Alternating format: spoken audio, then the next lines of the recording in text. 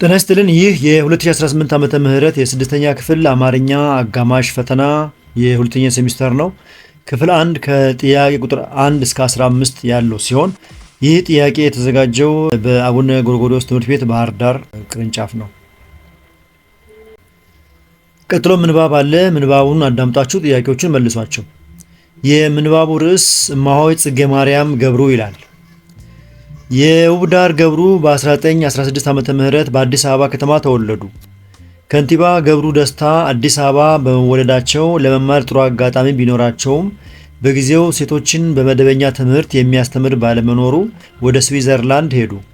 ስዊዘርላንድ በሚገኘው የሴቶች አዳሪ ትምህርት ቤት ለ5 ዓመታት ትምህርታቸውን ሲከታተሉ ለሙዚቃና ለተፈጥሮ ትልቅ ፍቅር ስለነበራቸው ቫዮሊንና ፒያኖ አጠኑ።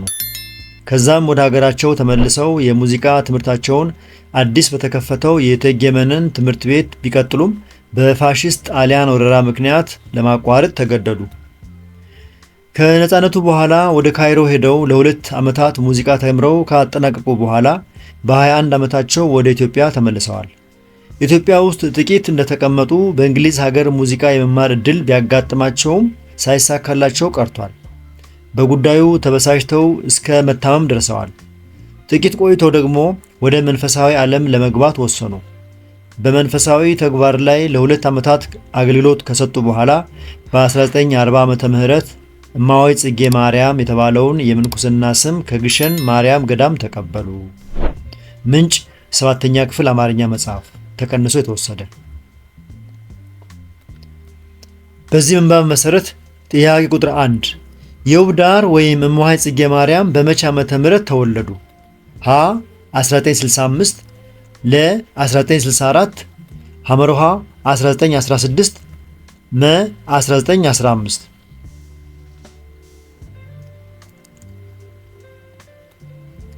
1916 ካላችሁ ትክክል ነው። በምንባቡ ሁለተኛ መስመር ላይ የውብዳር ገብሩ በ1916 ዓመተ ምህረት በአዲስ አበባ ከተማ ተወለዱ የሚል ግልጽ መረጃ ሰፍሯል።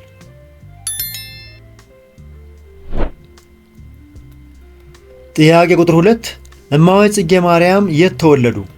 ሀ አዲስ ዓለም ለ ባህር ዳር ሐመሮሃ አዲስ አበባ መ ግሸን ደብረ ከርቤ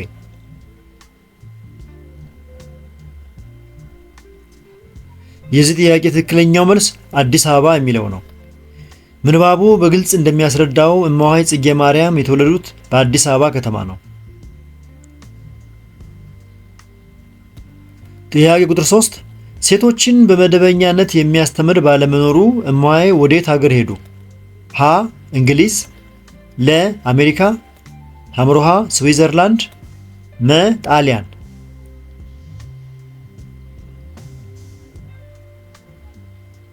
መልሱ ስዊዘርላንድ ነው።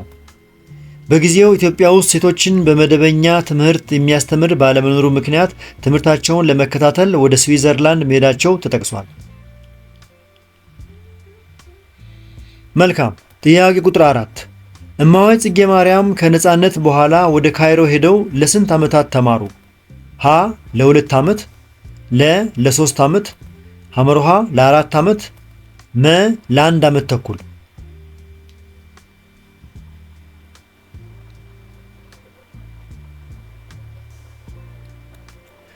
ለ2 ዓመት ካላችሁ ትክክል ነው። ምንባቡ ከነፃነቱ በኋላ ወደ ካይሮ ሄደው ለ2 ዓመታት ሙዚቃ ተምረው ካጠናቀቁ በኋላ በማለት መረጃውን ይሰጠናል። አምስተኛ የእማሆይ ጽጌ ማርያም ገብሩ አባት ማን ይባላሉ? ሀ ከንቲባ ገብሩ ለ ከንቲባ ወልደ ማርያም ሐመሮሃ ከንቲባ አባይነህ መ ከንቲባ ጥሩነህ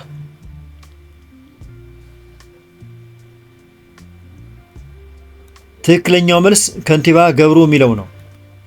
በምንባቡ ላይ ከንቲባ ገብሩ ደስታ አዲስ አበባ በመወለዳቸው በማለት የአባታቸውን ስም ይጠቅሳል። ጥያቄ ቁጥር 6 የእማሆይ ጽጌ ማርያም በካይሮ ትምህርታቸውን ካጠናቀቁ በኋላ በስንት ዓመታቸው ወደ ኢትዮጵያ ተመለሱ? ሀ በ19 ዓመታቸው ለ በ20 ዓመታቸው ሐመሮሃ በ21 ዓመታቸው በ22 ዓመታቸው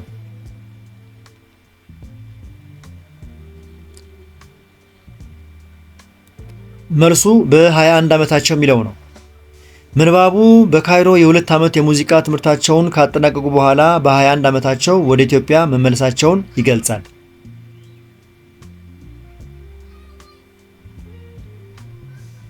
በጣም ጥሩ።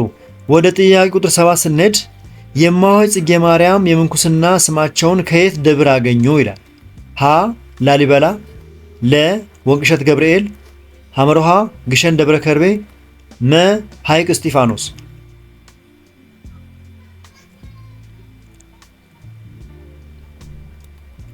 ግሸን ደብረ ከርቤ ካላችሁ ትክክል ነው። ምንባቡ እማሆይ ጽጌ ማርያም የተባለውን የምንኩስና ስም ከግሸን ማርያም ገዳም ተቀበሉ በማለት ያብራራል።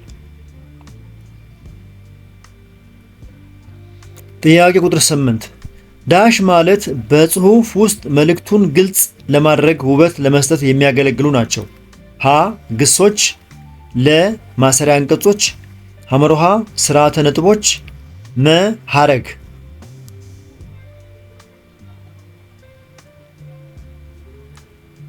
ስርዓተ ነጥቦች ካላችሁ ትክክል ነው። ስርዓተ ነጥቦች የአንድን ጽሑፍ መልእክት በትክክል ለመረዳት ሐሳብን ለመለየትና ለጽሑፉ ውበት ለመስጠት የሚያገለግሉ የጽሕፈት ምልክቶች ናቸው።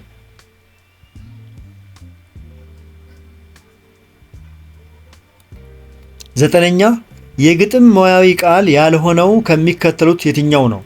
ሀ ሐረግ፣ ለ ግስ፣ ሐመሮሃ ስንኝ፣ መ አንጓ።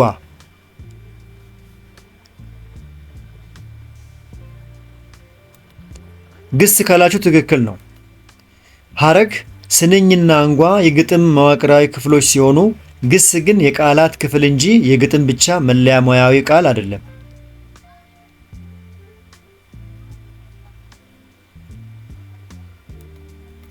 የተከበራችሁ የዚህ ቻናል ተከታታዮች እስካሁን በቀረቡ ጥያቄዎች መልስና ማብራሪያዎች ላይ አስተያየት፣ ጥቆማ ወይም ጥያቄ ካላችሁ አስተያየት መስጫው ላይ አስቀምጡ።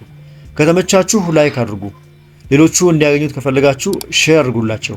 በዚህ ቻናል ላይ ብዙ የስድስተኛ ክፍል ሚኒስትሪና ሞዴል ጥያቄዎች ስለሚገኙ እነሱን በቀላሉ ለማግኘት ቻናሉን አሁኑኑ ሳብስክራይብ አድርጉ። መልካም ጊዜ። እንቀጥል።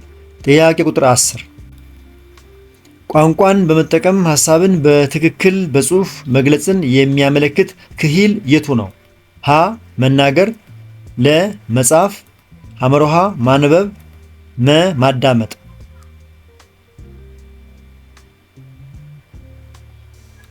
መልሱ መጽሐፍ ነው። ሐሳብን በጽሑፍ መግለጽ የመጽሐፍ ክሂል ተብሎ ይጠራል።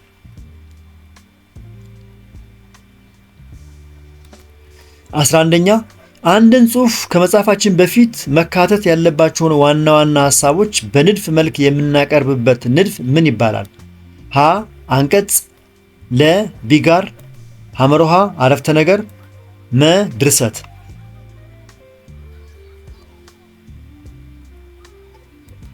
ቢጋር ካላችሁ ትክክል ነው።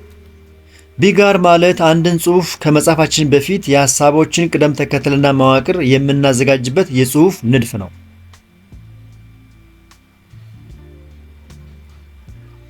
ወደ ጥያቄ ቁጥር 12 ስንሄድ ከአምስቱ የቃል ክፍሎች አንዱ ሲሆን የነገሮችን የክስተቶችንና የሁነቶች መጠሪያ ነው። ሀ ሰው፣ ለ ዕቃ፣ ሐመሮሃ ስም፣ መ ሐረግ።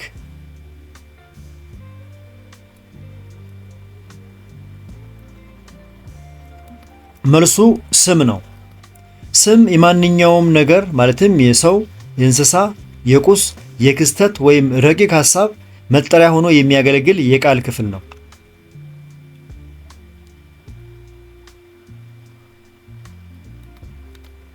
ጥያቄ ቁጥር 13 ከሚከተሉት ውስጥ የጥቅል ስም የሆነው የቱ ነው? ሀ ሰናይት፣ ለ አስቴር፣ ሐመሮሃ ሰራዊት፣ መ አባይ።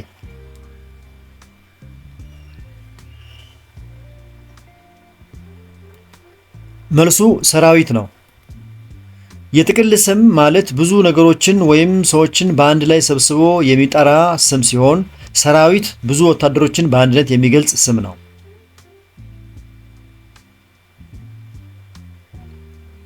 በጣም ጥሩ።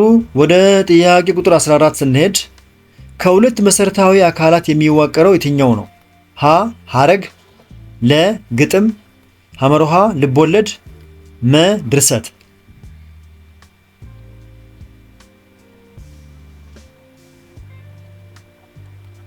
ሐረግ ካላችሁ ትክክል ነው። በሰዋሰው መዋቅር ውስጥ ሐረግ ከሁለትና ከዚያ በላይ ቃላት የሚመሰረት ነገር ግን ሙሉ አረፍተ ነገር ያልሆነ የቋንቋ አካል ነው።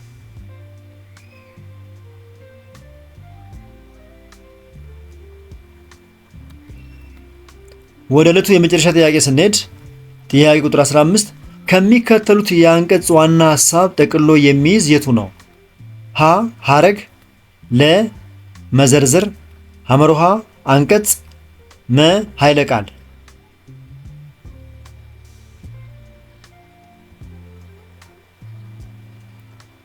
የዕለቱ ጥያቄ የመጨረሻ መልስ ኃይለ ቃል የሚለው ነው።